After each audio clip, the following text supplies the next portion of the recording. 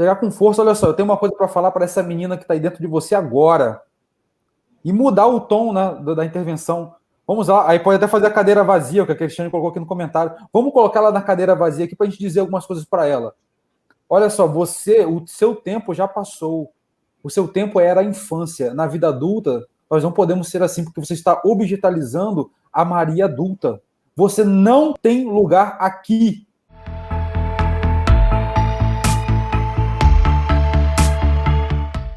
Então vamos lá, Mariana, conta pra gente um pouco, caracteriza, né? Vamos seguir o PDP, né? O PDP não, o Plano Clínico Integrativo. Vamos caracterizar a pessoa, né? Idade, sexo, parentalidade, conjugalidade, situação sócio-civil, quem é a pessoa que você vai trazer, e depois entra numa lista de queixas dela e a gente vai avançando. Então, eu atendo essa paciente, uma mulher de 37 anos. Eu a atendo desde janeiro de 2020, então tem aí um pouco mais de um ano, né? Ela tem curso superior completo, é dentista, é divorciada, sem filhos, e mora sozinha hoje com uma cachorrinha, né? Ela vem de uma família em que ela é caçula dessa família, tem mais 2 irmãos, uma irmã mais velha e um irmão do meio, né? Os pais se separaram quando ela tinha 15 anos, né? E foi uma separação, assim, já de um longo período de uma conjugalidade dos pais, com o alcoolismo do pai, traição do pai para a mãe, enfim, uma série de brigas e de convivência já não muito harmoniosa de muito tempo. E quando a paciente em questão tinha 15 anos, a mãe optou por separar. O que já chama atenção, já fazendo um gancho com a queixa dela, é que essa separação não foi assim, olha, então estamos nos separando, eu vou sair de casa. A mãe tinha saído com os filhos de férias, quando voltou de viagem, já voltou direto para casa da avó materna, mãe da mãe, né? Ou seja, terminando a relação dessa forma, né? Então, a paciente estava em férias e quando ela já voltou para a casa da avó e dali ela já não voltou mais para onde ela residia.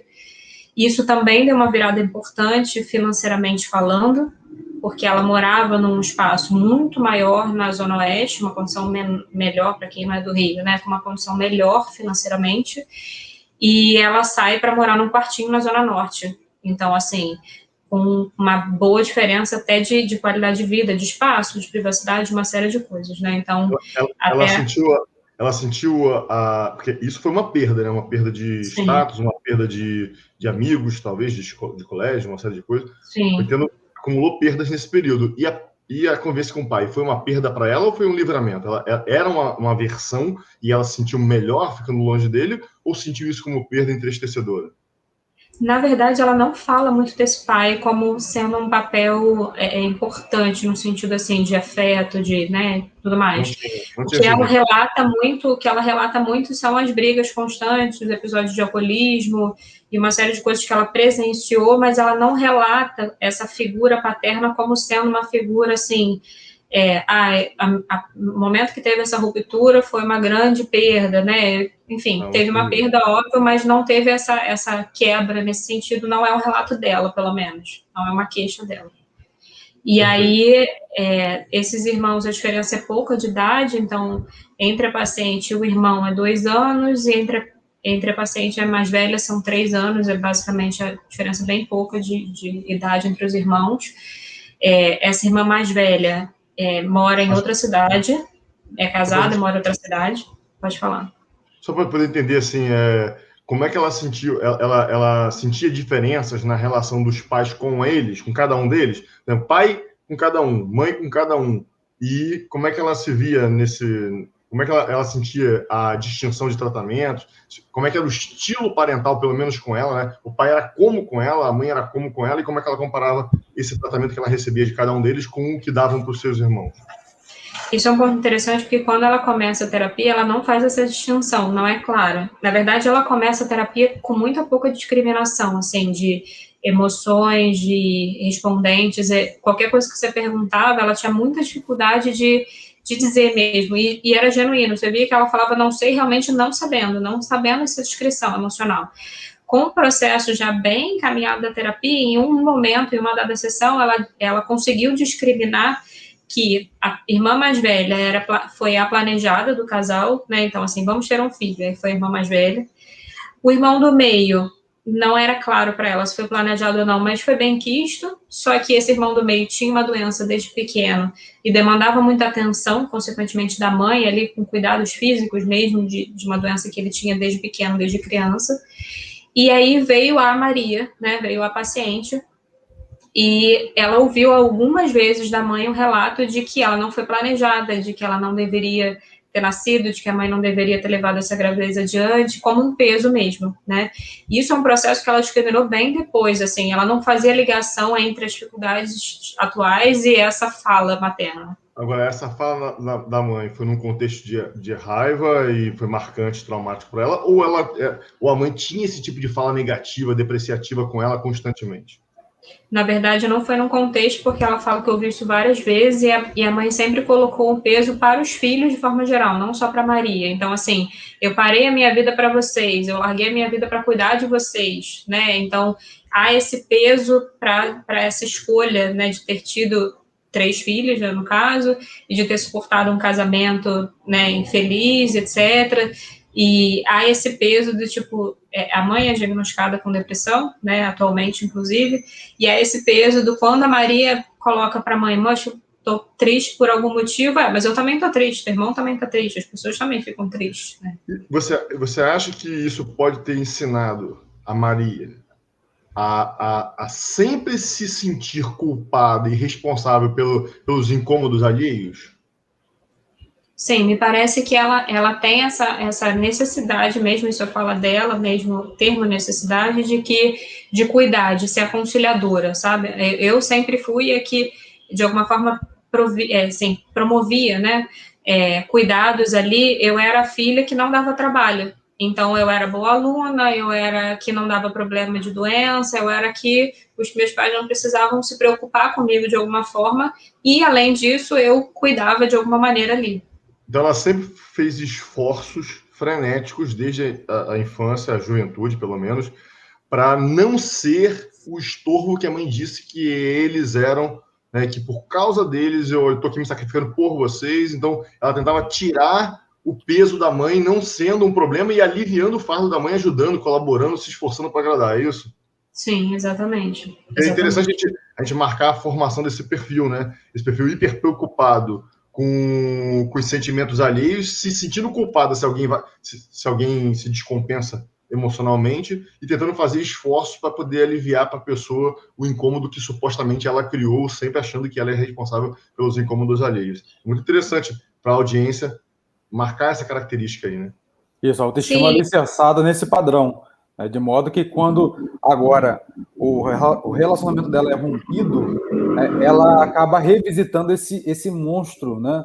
De que então eu sou rejeitável, eu não tenho valor, eu não consigo cumprir o meu objetivo, porque eu não merecia ter nascido.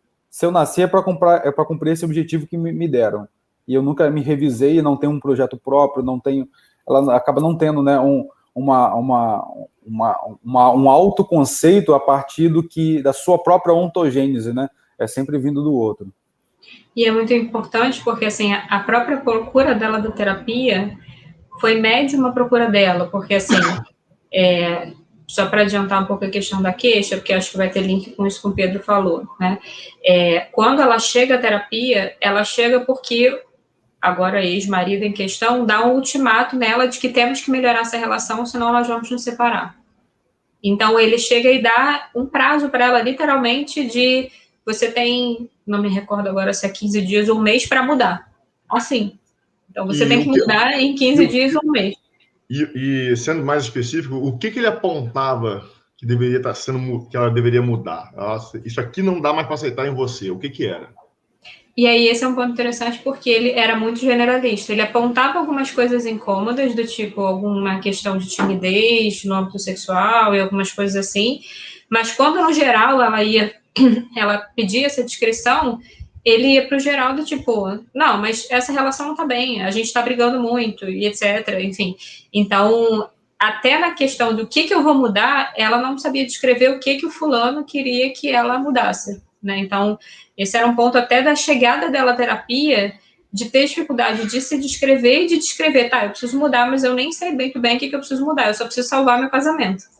Isso já mostra aí também um péssimo padrão de comunicação conjugal, né? A comunicação é horrível, assim, não dá nenhum parâmetro para autoobservação, para o autoconhecimento, para autorrevisão, nenhum parâmetro, assim.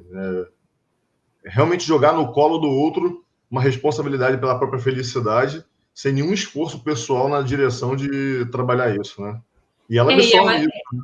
Como culpa. E ela vai para terapia, e dias antes da nossa segunda sessão, ele dá o ultimato, falando, não, realmente é melhor cada um seguir para um lado. Ou seja, ela faz esse esforço ativo de ir para o processo terapêutico dela, porque, né, tem que salvar esse casamento, e mal começou o processo, teve uma sessão antes da segunda, quando ela chega na segunda sessão, ela já chega relatando que ele falou que o casamento acabou. E aí é muito essa fala, ele falou, ele decidiu, eu não escolhi, ele acabou com o casamento. Não foi o casamento, nós acabamos com o casamento. Sim, ela está à mercê dos demais, né, cara? Um histórico pobre, né, de validação e autorização para decidir e concluir as coisas, para interpretar de forma independente, né? Ela não se sente autorizada para usar o julgamento independente dela para analisar as coisas, né? Facilmente, se tiver outros indícios de manipulação vindo desse ex-marido, né? Toda essa culpa despejada sobre ela foi para enfraquecê-la, né? E ele se isentar da responsabilidade, e então se sair bem sem ela tentar controlar de alguma forma, né? Agora fica culpada ali, não tem o que recorrer. E ele se valeu, de alguma maneira, de uma vulnerabilidade que foi formada na vida dela lá mesmo, doméstica, né? De alguma maneira. Porque ela passou a vida inteira se esforçando para não ser um incômodo para as pessoas. E se as pessoas a abandonam ou brigam com ela, é porque ela não conseguiu ser suficiente para agradar, ou para não ser um peso para as pessoas. Então ela repete isso no casamento, ou seja, meus esforços foram insuficientes para agradar ou evitar desagradar. Ou seja, nada que eu faço, nenhum esforço meu consegue me tornar amável, apreciável, e no final das contas eu estou sempre sofrendo essas consequências aí, né? E essa é uma fala muito repetida dela, de que ninguém me escolhe no fim das contas, eu acabo sempre sendo preterida nas relações amorosas prévias dessa relação conjugal, nunca foi ela quem terminou os namoros, então um outro namorado fazia coisas para ela se sentir mal, para ela terminar, e ainda assim ela não terminava, ela suportava, porque não, vamos lutar agora mais para essa relação, que se ele não está gostando, então vamos lutar cada vez mais, até que a pessoa em questão terminava. Então, ela vem, essa ocorrência desse padrão conjugal apareceu também em outro relacionamento, e aparecem hoje, inclusive, ela já solteira, se relacionando com novos, né, outros homens agora, me parece que tem muito desse, assim, mas aí eu espero ele fazer contato, eu espero ele dizer, ele dar o sinal, e aí se ele não dá o sinal, se ele me ignora, né, ignora no sentido de não responde minha mensagem, tá vendo? Ele não vai me escolher, ele vai preferir ficar com outra mulher, e essa sensação de ser preterida constantemente. A vulnerabilidade dela é de ordem objetal, né? Na verdade, ela não construiu ainda uma identidade de ser humano. O ser humano é muito mais do que ela está fazendo com a vida dela, né? E que foi construído historicamente. Ela tá no lugar de coisa, de objeto, né? Uma xícara que você coloca no canto da mesa fica lá. Se você coloca a xícara no centro da mesa, fica lá. O objeto fica onde você colocou e você usa o objeto como você quiser. Se eu quero colocar água na xícara, a xícara não reclama. Se eu quero colocar refrigerante, ela não reclama. Eu posso colocar a xícara de cabeça para baixo. Então, olha a existência, né? Olha a existência dessa paciente. É uma resistência objetal. Façam de mim o que quiser, podem me virar de cabeça para baixo, podem me colocar no canto, no centro, façam o que quiser. Eu estou aqui mesmo para realizar os seus desejos. Servir, né? Para servir. Para te servir. E é aí que ela se destitui, né, da dignidade humana. Né? Ela está assim, ela não consegue ter assertividade nenhuma, porque primeiro ela não tem nem consciência de autodignidade. Né, Lincoln? Isso é muito bom pegar esse gancho com o que o Pedro colocou, porque já emenda numa intervenção, né? Acho que o exame, né, e uma construção consciente de uma declaração de direitos, né, pode ser uma intervenção que, se ainda não foi objetivamente colocada na mesa, né, como pauta de discussão de cada direito humano, de cada direito da Constituição, direitos humanos, né, pegar a lista de direitos humanos, o artigo 5º da Constituição, o direito, as garantias individuais, né, que estão lá no artigo 5º, pegar também a manifestação, né, de direito da independência americana, da independência francesa, pegar lá vários materiais que trabalham direitos, né, pessoais, e ela começar a ver ali quantos daqueles direitos elas vêm violando, né, vêm se violando, e começar, então, a construir uma mentalidade baseada em direitos. Como ser humano, né, há direitos humanos, né, e eu sou um ser humano, não sou um objeto, então eu tenho aqui, que lutar para preservar esses direitos. Pegar aqueles, começar assim, mesmo que ela liste 20, que ela está violando, pegar os 10 mais para ela, ou seja, aqueles que mais me afetam, mais me prejudicam, e estar sensibilizada para no dia a dia fazer valer aquilo, né? Como eu lembrei de uma cena do filme As Vantagens de Ser Invisível, que o personagem Charlie chega para o professor dele e pergunta por que as pessoas boas sempre escolhem as pessoas erradas para namorar. E aí o professor responde: nós aceitamos o amor que achamos que merecemos. Então, o que ela tem, né, de modelo de conjugalidade, referência são os pais, né? A mãe sempre subjugada, aceitando tudo, cedendo de forma excessiva. Existe o ceder em qualquer relação, né? Mas dessa forma subjugada, objetal, né? E a mãe escrachando o quanto ela estava objetalizada, né? A minha vida foi interrompida por causa de vocês, eu não sou mais feliz por causa de vocês. Então, ela não tem... uma vez eu tendo uma reunião com os pais, né, da escola que eu trabalho, eu falei assim: sejam infelizes e vocês ensinarão seus filhos a serem felizes. Vocês não estão se divertindo, vocês não descansam, vocês não estão trabalhando, construindo uma vida integral para servir de referência para eles. Então a mãe sempre nesses esquemas, né, deixou para ela essa herança, né? Ela não sabe. E me chama a atenção a forma como a mãe termina essa relação também, né? Porque a mãe não sentou e terminou uma relação, do tipo, olha, essa relação não tá boa. Ela simplesmente pegou os filhos e saiu sem nenhuma, sabe, assim, então até a forma de terminar essa relação... Abrupto. Exato. E aí, porque assim, a gente precisa criar a base para assertividade. A base para assertividade é uma confiança, uma clareza em relação a alguns aspectos. Primeiro, tem que estar muito claro para ela. E, portanto, nunca transigir. Não transigir com outro ser humano algo que viole seus direitos, seus princípios e seus valores. Então, assim, ela precisa elencar valores supremos.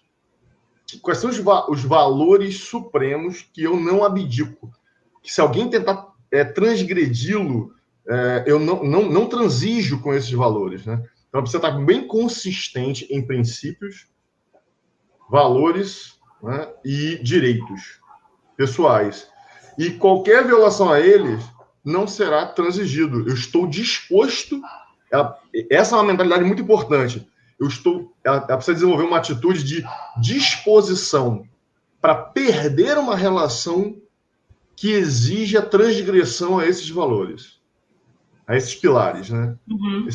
Esses pilares aí da individuação, do amor próprio.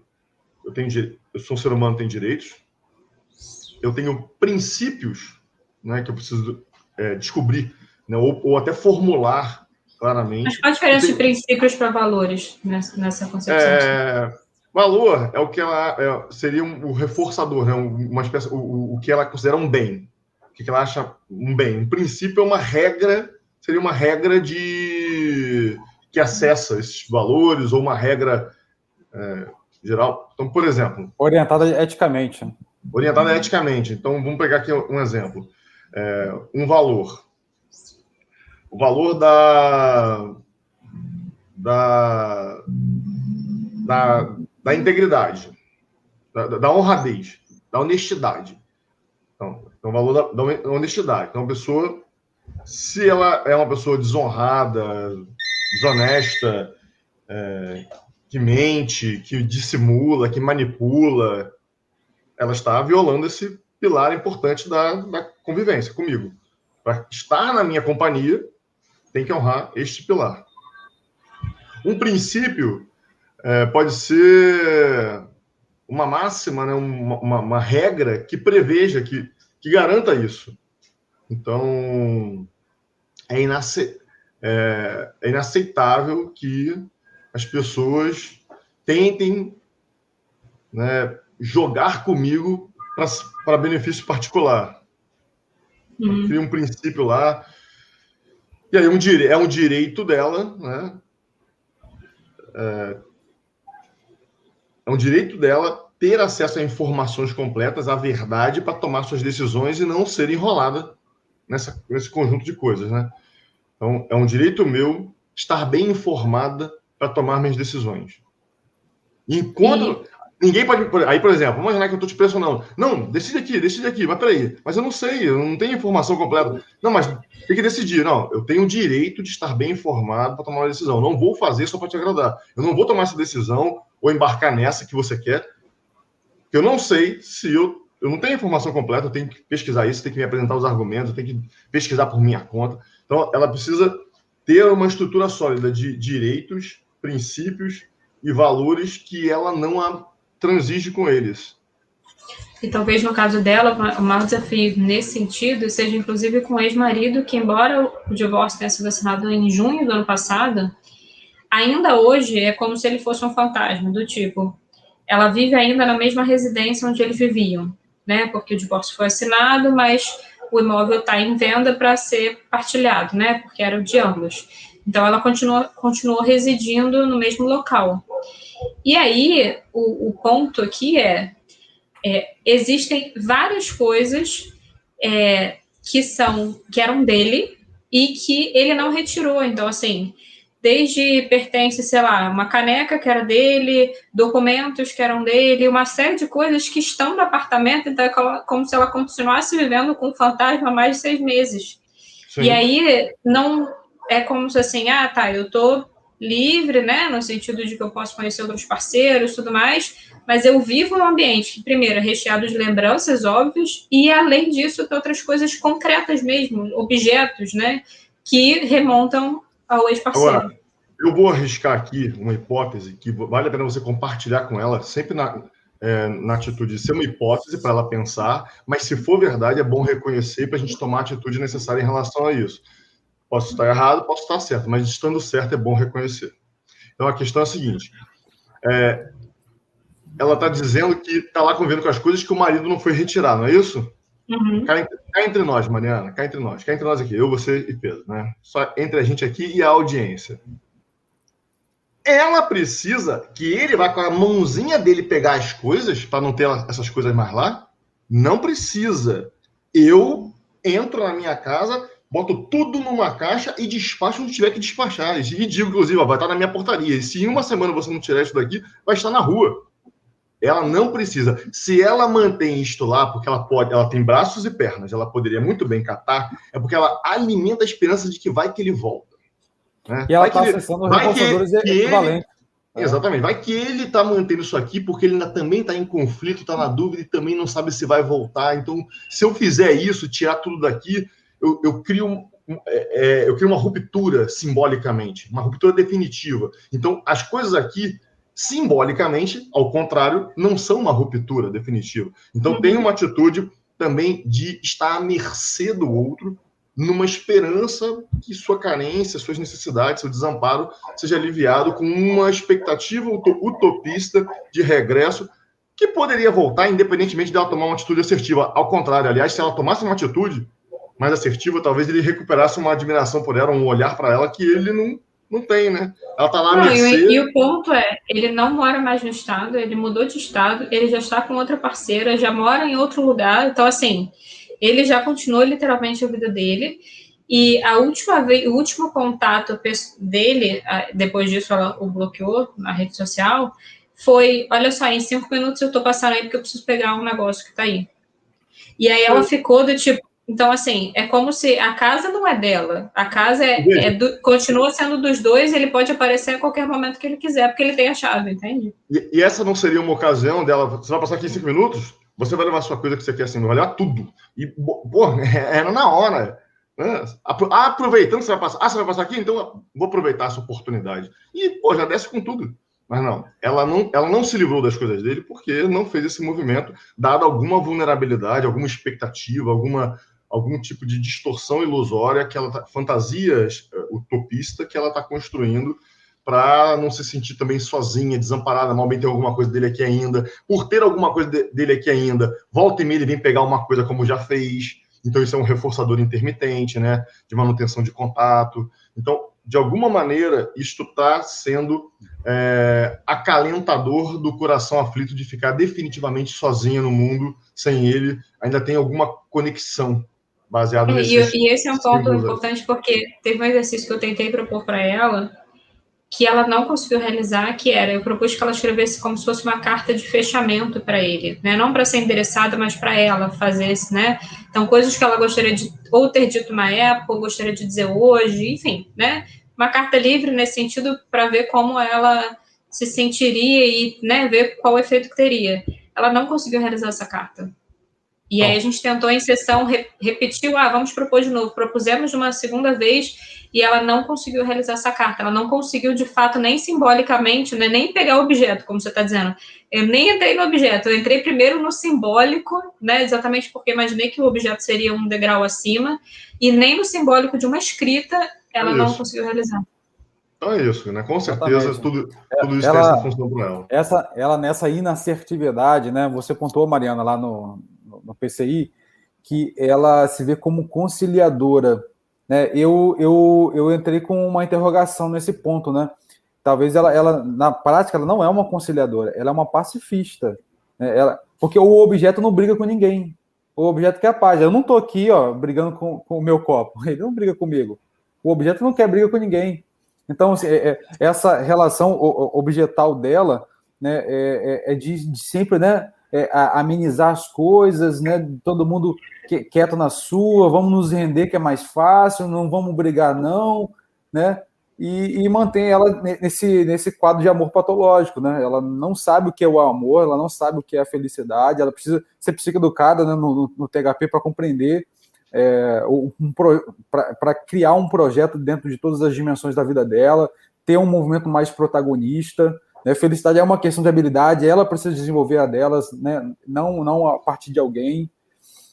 Me parece que hoje ela consegue até compreender isso, coisa que no começo ela não conseguia nem compreender, assim, essa importância do que a gente está discutindo aqui. Hoje ela consegue compreender e conceber isso em teoria, né, do tipo, eu preciso me valorizar, eu preciso, né, enfim, ela consegue já hoje ter esse alcance teórico da coisa, vamos dizer assim, mas prático, isso é um abismo ainda. Esse é o ponto prático, porque autoestima não é só um conceito abstrato. A autoestima tem que ter alicerce, tem que ter em que se apoiar. E aí se apoia, e por isso que eu acho que trabalha junto, né? Porque a resolutividade de ser assertiva vem acompanhada da base anterior, que é da individuação, de se tornar um indivíduo, um ser humano, né? Um sujeito. Então ela cria essas premissas aí, né? Direitos, princípios, valores pessoais inegociáveis, com o qual eu não transijo, com o qual eu estou disposto a perder uma relação se alguém quiser violá-los, né?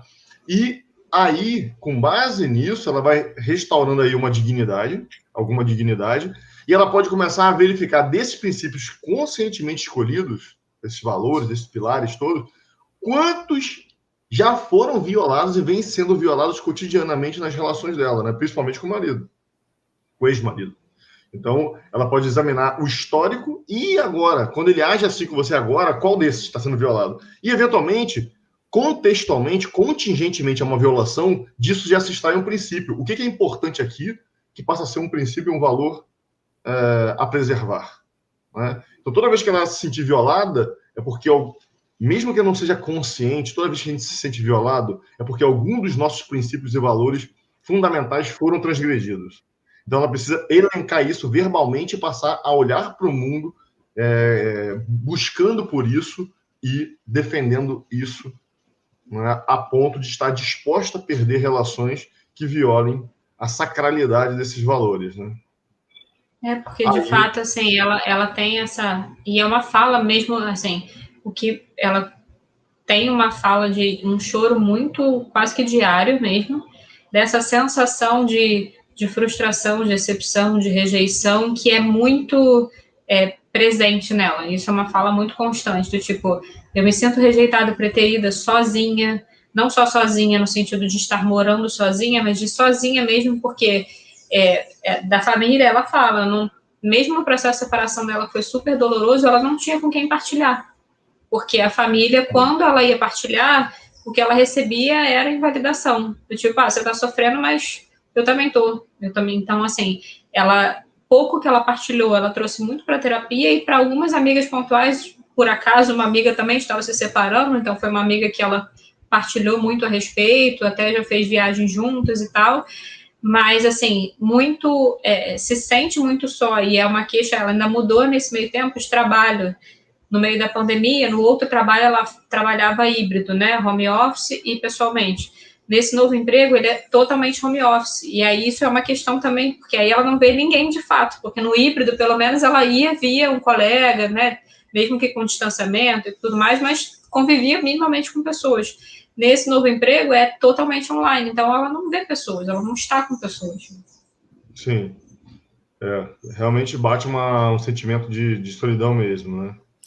Essa questão, gente, das intervenções que a gente trabalha psicoeducando e, enquanto teoria, o paciente já alcança, uma coisa que eu trabalho com os pacientes é que quando a gente chegou a conclusões, né, reestruturou em sessão e dali extrai possibilidades práticas, mas o paciente só não coloca em prática, eu falo com ele assim, olha, você já está 2 semanas, né, ou 1 mês, ou tanto tempo sem conseguir colocar em prática porque você está esquecendo. O seu trabalho agora é não esquecer, né? Você não tem que preparar, assim, treinar uma grande habilidade para a prática. Não, o seu trabalho é só não esquecer. Então, essa ideia que a gente concluiu aqui, que vai ser mais produtivo para a sua vida, você tem que meditar nela todos os dias, todo o tempo, né? É uma oração psicológica que não pode cessar todo o tempo, porque basta você estar sensível a isso, né, no momento oportuno, que a tua prática surgirá. Você pedirá tempo para pensar, você falará de outra forma, você agirá de outra forma, pedirá ajuda.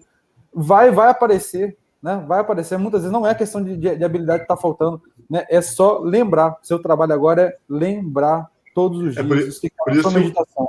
Por isso que os cartões, já que ela mora sozinha, né? Que você falou? Sim.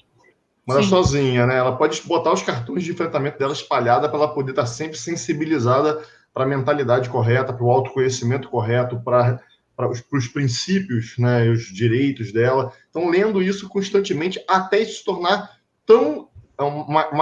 até ela condicionar, porque são regras, né? Então, vai condicionar essa regra e vai começar a operar no nível do pensamento automático. O que é um pensamento automático? É uma percepção, uma tendência de raciocínio baseada em crenças que a gente já tem. Podem ser saudáveis ou não.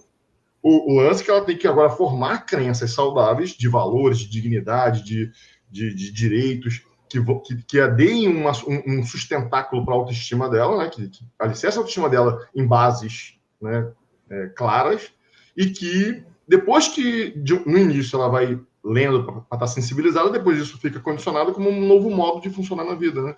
Então, isso tem que ser treinado. É um autotreino diário dessas mentalidades, né? Acho que isso já é um começo, né? Assim, um start de um trabalho alicerçador. E aí... E assim, o Lincoln, também algumas crenças centrais, né? Elas são bem instaladas, né? Com emotividade, né? Quando o terapeuta está exercendo a reparentalidade, né? E a Mariana está ali, né? Exercendo essa correção parental, né? Porque ela é aquela menina ainda, né? Aquela menina que a mãe ensinou que tem que agradar todo mundo, né? Então, quando vier, né, essa queixa, esse sentimento, esse padrão novamente em sessão, né, chegar com força. Olha só, eu tenho uma coisa para falar para essa menina que está aí dentro de você agora. E mudar o tom, né, da intervenção. Vamos lá, aí pode até fazer a cadeira vazia, o que a Cristiane colocou aqui no comentário. Vamos colocar ela na cadeira vazia aqui para a gente dizer algumas coisas para ela. Olha só, o seu tempo já passou. O seu tempo era a infância. Na vida adulta, nós não podemos ser assim, porque você está objetalizando a Maria adulta. Você não tem lugar aqui. Você não tem lugar aqui. Pode ficar na sua aí. Porque a Maria, ela precisa resgatar a dignidade dela. Ela tem objetivos muito, muito claros para o que ela quer, valores muito claros do que ela quer na vida dela agora. Então, trazer um pouco de condicionamento emocional, né? Porque é o que um pai faria, é o que uma mãe faria. Né? Que é valida, que autoriza, né? Que olha, eu estou apostando em você, ó, eu tenho esperança de que você vai conseguir sim. Então, pode usar, né, a cadeira vazia, ou até, né, usando um pouco de intervenções hipnóticas, né, se quiser fazer pela imaginação, né, para reeditar isso. Para ela pegar isso do terapeuta, né, e é algo que ela tem que fazer para si, tem que ser uma autoinstrução. Não, ela tem que estar lá sozinha, né, e fazer com ela o que a Mariana fez com ela. Não, a minha terapeuta falou que eu não posso, realmente, eu tenho que me corrigir. E aí assumir a postura do dever, da autorresponsabilidade. E aí, eventualmente, a Mariana pode fazer isso primeiro como um modelo na cadeira vazia, né? Aqui, ó, aqui tá a sua versão, né? Juvenil, mais infantil aqui, mais desamparada, e eu vou reagir a isso, vou chamá-la a isso. Depois bota ela para fazer, vem cá você, conversa consigo aqui, ó. Bota ela para fazer para a cadeira vazia e, eventualmente, fechar os olhos e voltar para falar consigo, né? Numa ativação de lembrança, num episódio específico, em que ela se sentiu ali carente, vulnerável, ela conversar consigo sendo a força adultícia mentoreadora de si mesmo naquela fase. Então, essa intervenção também... A gente pode colocar mais roleplay, mais dramatização, né? Ajuda as pessoas, né, a lembrarem, né? A gente memoriza melhor quando tem ativação emocional. Sim. Mas vocês acham que é possível mesmo online? Porque essa é uma questão. Pelo momento eu atendo online. Dá para fazer online. É só pedir... Ó, eu estou aqui sentado na cadeira, tá? Aí, como é que funciona você pode até induzir um transe hipnótico, né? Acho que você chegou a dominar isso. Sim. Também, não chegou? Não fez o curso lá também com a gente? Então, você pede para ela sentar na cadeira, né? Com os pés plantados no chão e as palmas das mãos nas pernas, nas próprias pernas, como eu estou aqui. Fecha os olhos e conduz. Pede para ela botar um fone de ouvido, né? Como eu estou aqui. E você vai conduzindo o processo ali com ela, né? Pede para ela... Então, se levanta aí, ela levanta, fala com ela. E você pode ensaiar tudo no online também, né? Dá para fazer tudo. Pede para fechar os olhos, voltar numa cena, eventualmente, cenas com o marido de subjugação, em que ela tentou agradar, ou que ela fica à mercê, para tentar ver se ele a perdoa, se ele volta atrás, se ele é tolerante com ela. Ela pode, eventualmente, ter uma fala mais firme. Não é assim. Eu entendo minha parcela. E ela pode até assumir responsabilidade também. Não, eu entendo que eu tenho dificuldades. Claro, minha história não foi fácil, eu tenho lá minhas limitações, tenho meus excessos, mas eu não sou... Você não pode colocar em mim todo o peso dos nossos problemas. Qual é o seu quinhão de responsabilidade? Então, vamos sentar, apontar o que precisa ser mudado, e eu vou reconhecer aquilo que realmente for algo que me atrapalha, não só com você, mas na vida, mas não me colocando como sendo a problemática, como sendo todo o alvo de toda a infelicidade sua, e eu aqui subjugado querendo me corrigir para te fazer feliz, quando você não está me perguntando se eu estou feliz, né? Então, cria com ela, deliberativamente mesmo, script argumentativo, serve de modelo nessa fala, vê se ela faz sentido para ela, faz sentido para mim, então agora vem aqui e fala também. Fala, vamos inverter aqui, faz um ensaio, né? Fala para mim, fecha os olhos, volta lá e fala para ele. Então você vai criando essa dinâmica. Serve de modelo, bota ela para fazer com você, corrige ali os expressivos, fecha os olhos, volta na cena e faz também. E isso vai servindo de treino fortalecedor, né? Me parece que ela...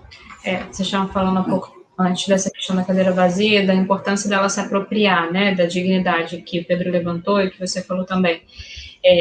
Eu vejo pequenos passos, do tipo, ela mudou a cor do cabelo, que é um desejo que ela relatou na sessão passada, que ela sempre teve, e que ela evitava porque o marido não gostava, e porque os familiares diziam que era chamava muita atenção. E aí ela resolveu pintar o cabelo mais claro, do jeito que ela gosta. E aí ela pintou, e aí ela começou a tirar selfies e postar nas redes sociais e tal. E aí a irmã mais velha chegou para ela e falou assim, você não acha que demais, não? Tá postando muita foto e tudo. E aí ela, segundo ela disse que ali ela brigou com a irmã mesmo, dizendo, olha só, eu quero postar, eu gostei do cabelo, e tal. Então eu achei um baita avanço ali. Opa, é isso aí. Ó, é validação na hora. Eu apertaria a mão dela. Não poderia ter feito melhor. Né? Demais é opinião não solicitada. Ela poderia ter dito isso. Demais não é eu postar na minha rede social uma foto minha com o cabelo, com um look novo que eu fiz. Demais é opinião intrusiva não solicitada. Então é essa atitude, né? Assim, claro, estou aqui exagerando. Né? Eventualmente, com a irmã, eu diria, olha, não concordo com você não, acho que você está exagerando, tá incomodado com isso por causa de quê? Isso te afeta como? Ela poderia até perguntar, né, isso aqui, mas o que você está vendo demais aqui? O que isso te afeta? Por que você está incomodado com isso? Relaxa, cara. E na hora que eu pedi para ela, eu falei, ela estava com o cabelo preso, né, quando ela me narrou isso. E aí eu pedi na hora, eu falei, então faz o seguinte, olha para a câmera aí, solta o cabelo, vê essa Maria, né? E aí tentei chamar a atenção dela para ela entrar em contato com esse respondente emocional de se apropriar disso mesmo, né? Porque estava com o cabelo preso, e aí soltou o cabelo. E eu falei, nem olha para minha câmera, olha como se você estivesse olhando num espelho mesmo, para se apropriar um pouco disso, né? Desse espaço de gostei do look e tal, enfim. Isso aí.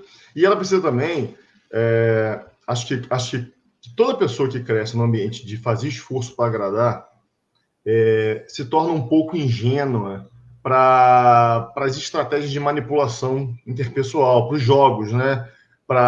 Até mesmo para os jogos inconscientes de pessoas emocionalmente problemáticas também, porque a irmã dela também deve ter lá seus problemas no ambiente, veio do mesmo ambiente, né? Tem lá, deve ter sido afetada de alguma forma. Porque, veja, ela pode também começar a ficar consciente, você pode dar para ela, né? Não sei nem se você tem isso ainda, se não tiver, a gente te manda, a nossa lista de manipulações. Ela precisa saber quando as pessoas estão jogando comigo, quando o que as pessoas fazem, né? Uma regra de ouro, um princípio de ouro, assim, muito importante para a imunidade, né? Quando as pessoas agem e falam, né, elas revelam mais a si mesmo do que aqueles de quem falam. Né? Então, quando ela fala assim, você não acha que está demais não postar isso, a sua foto com o seu look, postar suas fotos?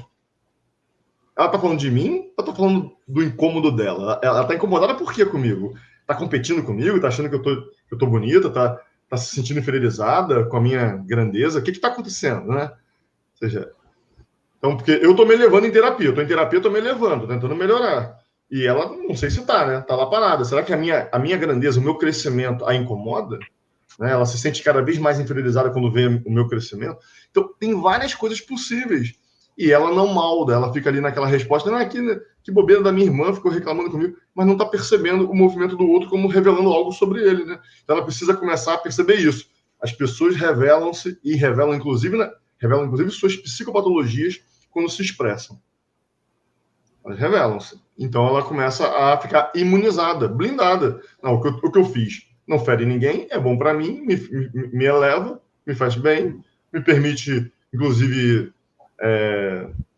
corteja na minha rede social, porque também é um ambiente, eu tô solteiro, paquerando. Então, qual é o problema de eu postar uma foto bacana de um novo look que eu fiz? Mal nenhum. Então, ela pode começar a construir script assertivo, desenvolver uma mentalidade de percepção alheia mais apurada, ficar menos ingênua nas relações, mais assertiva.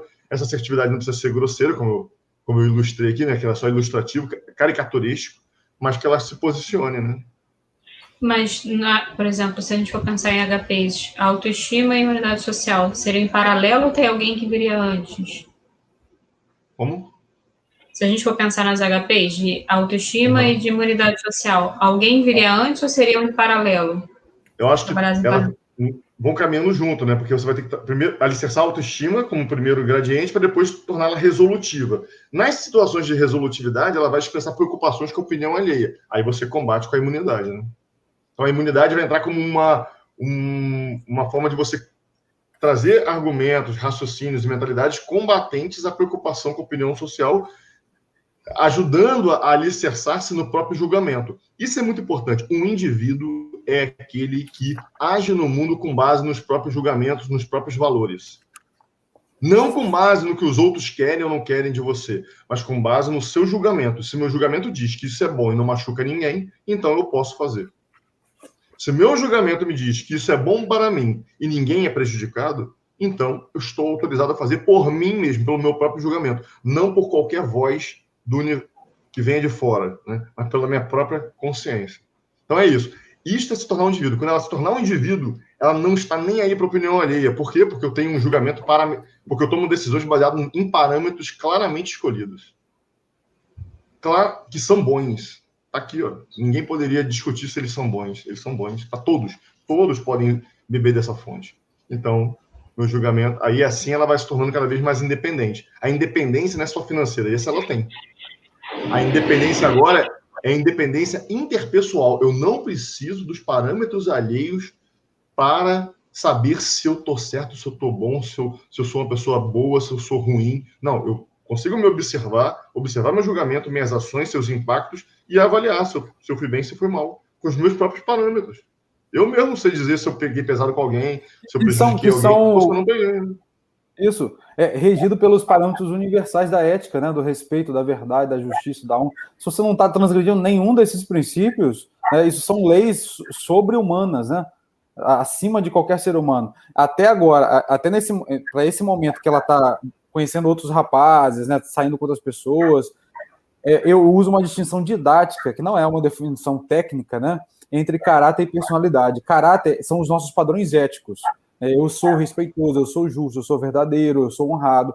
E personalidade são nossas características secundárias. Eu gosto de música, você gosta de futebol, eu gosto de atividades mais caseiras, você gosta de atividades mais praianas. São as diferenças secundárias. Adolescente escolhe muito por personalidade. Eu tô apaixonado pelo rapazinho porque ele é roqueiro. Mas não é a personalidade que sustenta uma relação. O adulto maduro escolhe pelo caráter. Personalidade é uma questão de afinidade. Eu gosto de música, eu também gosto de música, beleza, a gente se afinou aqui. Mas muitas outras afinidades eu vou ter só com os meus amigos, né? Não com o meu parceiro, não com o meu parceiro. E até algum repertório, né? Fulano é mais extrovertido porque fala com todo mundo, mas não quer dizer que seja honrado. Fala com todo mundo, manipulando todo mundo. Então, de forma independente... Tem gente que é mais extrovertida, tem gente que é mais reservada. Isso é personalidade, mas isso não mostra os valores da pessoa. Né? Isso aí. Então, por esses parâmetros éticos universais de caráter, ela vai reger o comportamento e do outro. E ela pode fazer esse julgamento sozinha. Isso aí.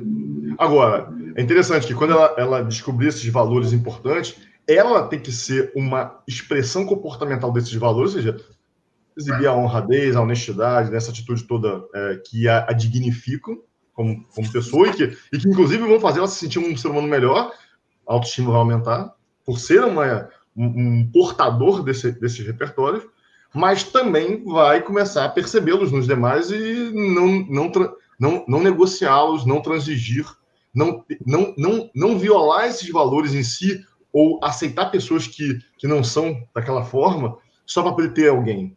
O problema dela é estar à mercê da carência, da necessidade de vínculo, do medo de ficar sozinha, de ficar desamparada no mundo sozinha, porque não está com essa consistência em termos de alicerces para tomar decisões, para agir no mundo, e como um indivíduo livre e autônomo, agir no mundo consciente do que está fazendo, se auto-observando e até julgando a si mesmo, né? Eventualmente eu pego pesado com alguém, desculpa, realmente exagerei, mas não porque alguém me disse, mas porque eu percebi os efeitos da minha ação.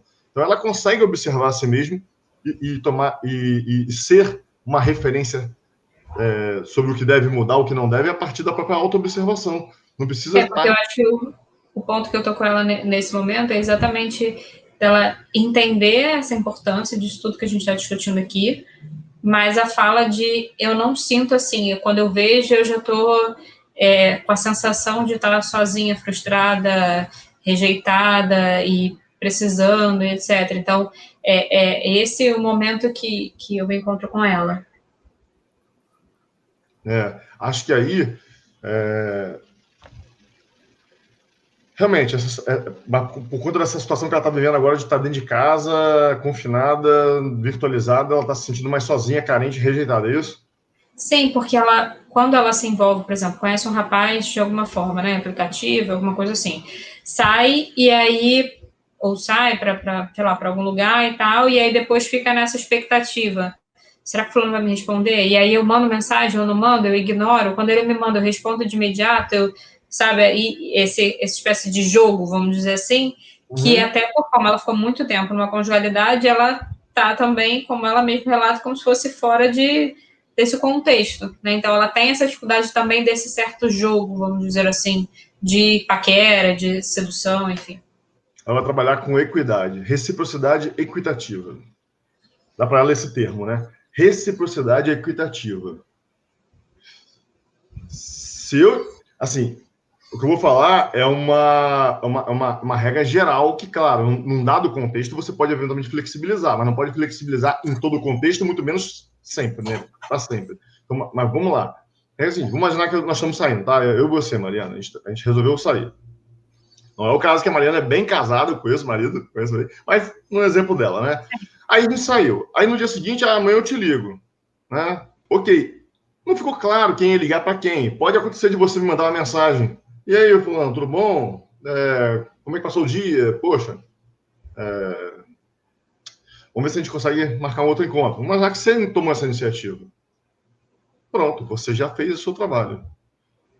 Aí, se eu responder, né? Ah, sim, fiquei muito ocupado, vamos marcar sim. Então tá bom, ó, aguardo seu convite, ou quando der para você, você me avisa. E a pessoa não fez mais movimento nenhum, acabou, cessou. A princípio, ela vai fazer movimento na medida do movimento.